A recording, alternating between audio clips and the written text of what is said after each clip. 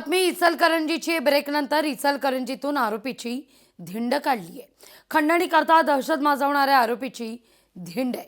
Kolhapur police action मोडमध्ये आहेत।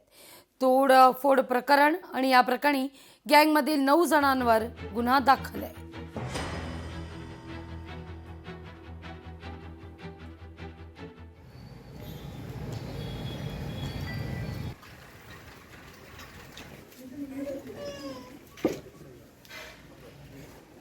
रेकॉर्डवरचे गुन्हेगार त्या ठिकाणी लोकांमध्ये दहशत माजवण्याकरता परिसरामध्ये जाऊन त्यांनी गाड्यांची तोडफोड केलेली आहे।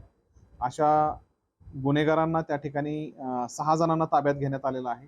सदरचे गुन्हेगार हे रेकॉर्डवरचे असल्यामुळे त्यांचं रेकॉर्ड तपासून त्यांच्यावरती जी कडक कारवाई शक्य आहे ती कारवाई पोलीस विभागाच्या वतीने करण्यात येणार आहे। तसंच नागरिकांना त्या ठिकाणी आवाहन करू इच्छितो की आपल्या आजूबाजूला परिसरात अशा पद्धतीने आपल्याला कोणी त्रास देत असेल तर आपण तात्काळ पोलिसांशी संपर्क साधावा। अशा या गुन्हेगारांवरती कडक कारवाई करण्यात येईल।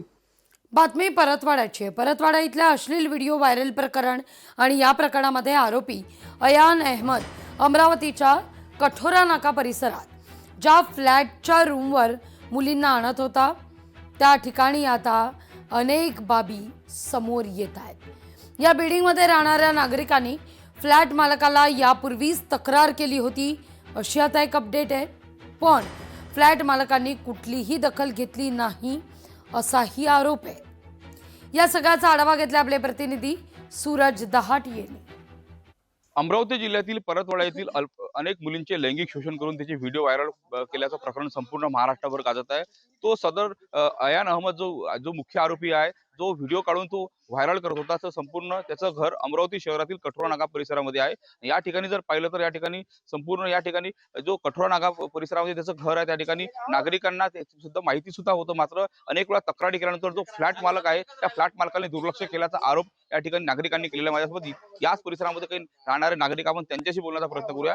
सर, एकंदरीत काय सांगणार, या ठिकाणी तो पोरगा राहत होता असल्याची माहिती आहे?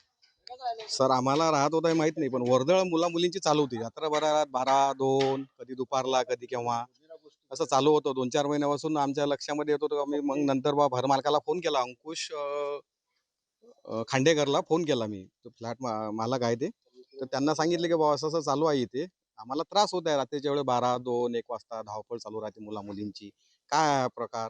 तर तो बोलला की तुम्ही ध्यान ठेवायला आहे का माझ्या फ्लॅटवर? मी कोणालाही देऊ, माझा फ्लॅट आहे। त्यामुळे त्यानं काही दिस घेतली नाही। त्याच्यानंतरही त्याला 2 वेळा फोन केले वारंवार, आजही त्याला फोन केले। आज स्विच ऑफ येत आहे त्याचा।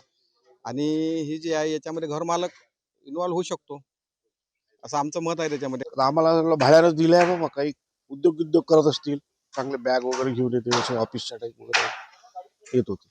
पैशासाठी कोणते लोक हे करणं ते योग्य नाही। अशा प्रकारे वर्दळ होते मुलींची आपल्या? वर्दळ होते, पण ते तोंडाला बांधले असल्यामुळं आम्ही काही ओळखत नव्हतो। वर्दळ पुष्कळ राहायचे रात्री दुपारला, तर कारवाई करा असं आमची विनंती आहे। आरोपी कठोरा परिसर फ्लॅटवर तरुणींना न्यायचा अशी माहिती समोर येत असतानाच आता तिथल्या रहिवाशांनी या सगळ्या संदर्भात एक अपडेट दिली आहे। या सगळ्याविषयीची तक्रार घर मालकाला करण्यात आलेली होती, पण हा माझा फ्लॅट आहे, कुणाला द्यायचा, हे अधिकार सर्वस्वी माझे आहेत असं उत्तर त्यांना देण्यात आलं अशी माहिती मिळतीये।